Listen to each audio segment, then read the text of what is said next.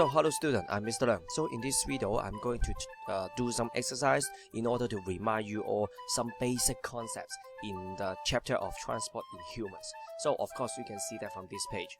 We have many terms to memorize. But don't worry, okay, after we know that terms, okay, or those definitions, we can try to do some logic flow. Okay, how can we think and connect all the concepts together, just like the video I posted before to talk about the study skills. So before we go into the questions, I want you to tell me about the circulatory system and also what is the definition of double circulation. You may think that it's so easy, or you take some time to think about it.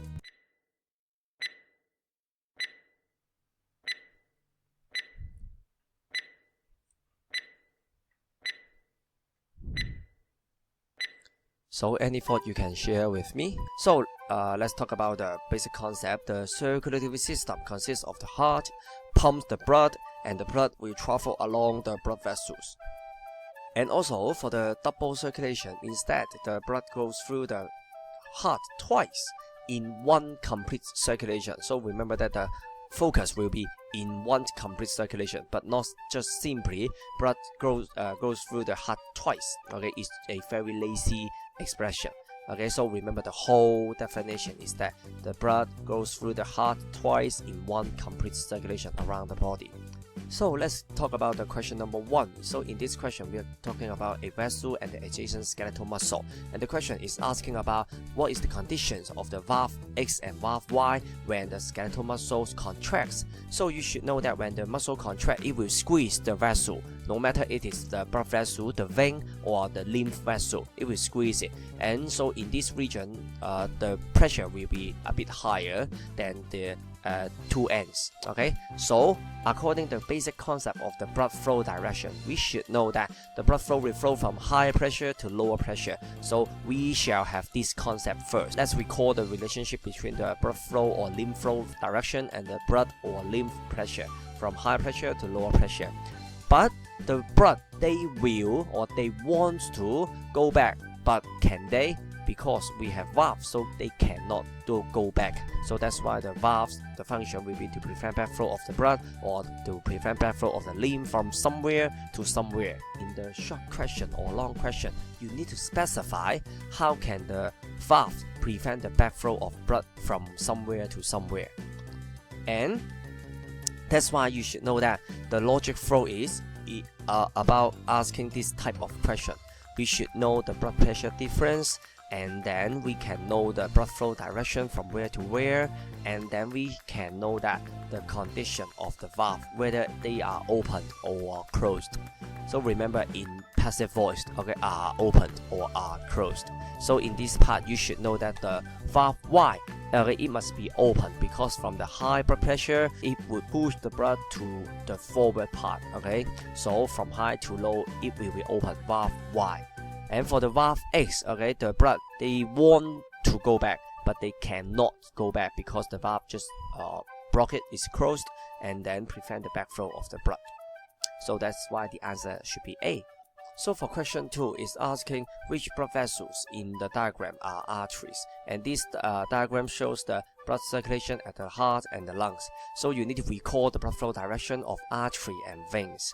As we mentioned before in past video, we should know that arteries, they are carrying blood away from the heart, A for away, and for the veins, they are carrying blood towards the heart. So that's why P and R, they must not the arteries, they are the vein actually. One is vena cava is P, and the other R, it should be the pulmonary vein from the lungs to the heart. So that's why only Q and S is the artery. So let's move on to question 3. In this question, we are going to do the matching between the vessel number 1, 2, 3 and also the vessel PQRS. So the first thing we need to recall is the relationship between the thickness of the vessel wall and the blood pressure inside the blood vessels. If the blood vessel is carrying the blood of high blood pressure, so the vessel wall must be very thick in order to withstand the high blood pressure, right? And also, we need to identify the arteries and the vein, because for the arteries, they are carrying the blood away from the heart, so it must carry the blood of high blood pressure. And for the vein, because it carries the blood towards the heart, so that's why they must carry the blood of low blood pressure. So that's the first thing we need to know. And the second thing is that because we have two arteries, okay, but one artery is carrying the blood to the whole body part except the lungs, but the other arteries is only carrying the blood to the lungs only, very adjacent lungs. So that's why we need to know that pumping the blood to long or short distance determines the blood pressure required.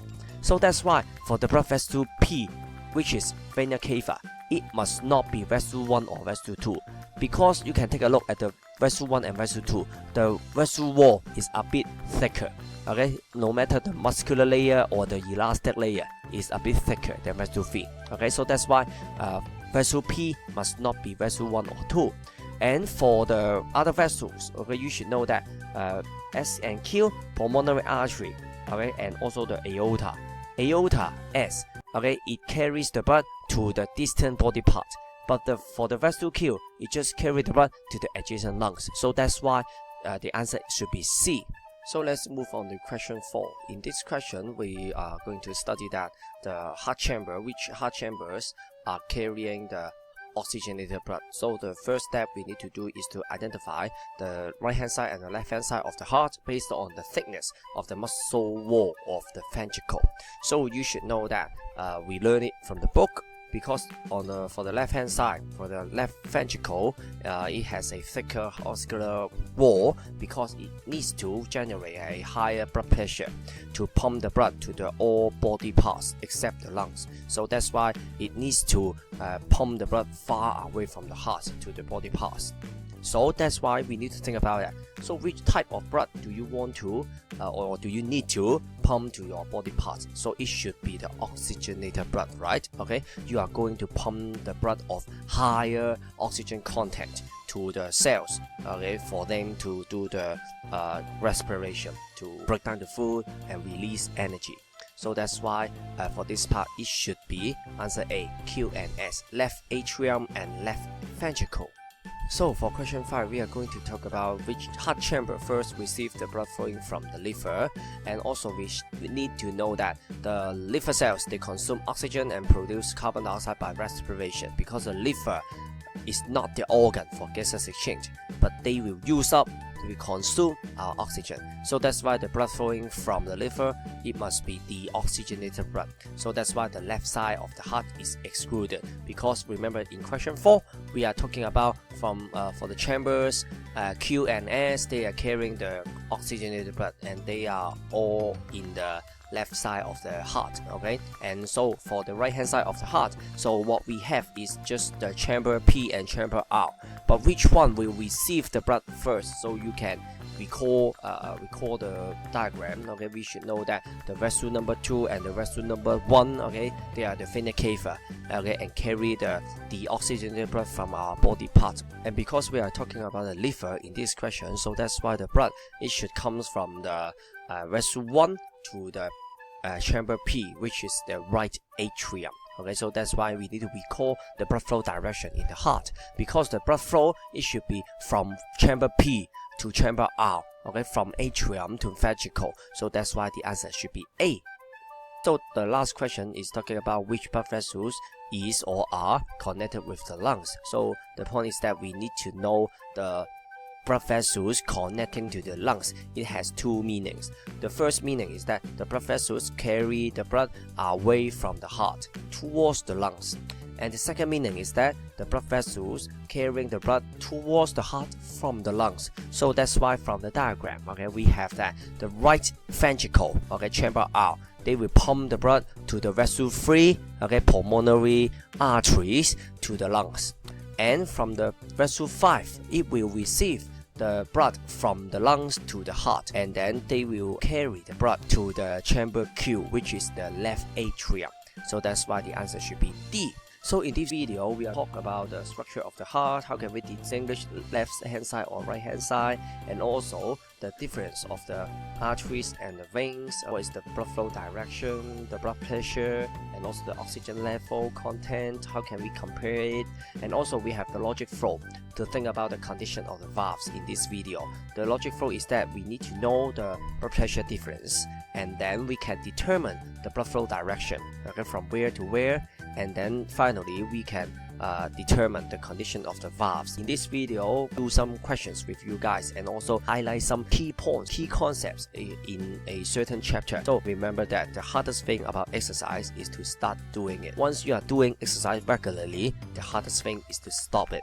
So we should know that doing exercise, no matter for which subject, it may be a suffering experience because you may not understand how to do it, or you keep repeating some questions, and once you read it, you know what is it asking and then what is the key concept it is asking. So actually, it's a great step forward. I support you guys. Any questions, please leave it in the message box. I will answer you as soon as possible. Bye bye.